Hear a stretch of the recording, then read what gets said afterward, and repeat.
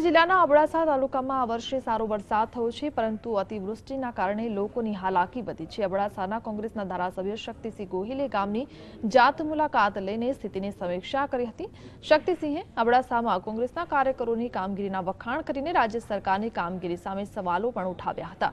અતિવૃષ્ટિના કારણે લોકોને પીવાના પાણીની પારાવાર મુશ્કેલી પડી છે અને તંત્રે તાત્કાલિક પીવાના શુદ્ધ પાણીની વ્યવસ્થા કરવી જોઈએ તેવી માંગ કરી હતી। ઉપરાંત મોટાભાગના ખેડૂતોની જમીનો ધોવાઈ ગઈ છે તેવા અસરગ્રસ્ત ખેડૂતો માટે સહાય પેકેજ જાહેર કરવાની પણ માંગ કરી છે। અબડાસા અને લખપતમાં સ્થાનિક પીવાના પાણીનો કોઈ સોર્સ નથી। પાઇપલાઇન દ્વારા પાણી આવે છે।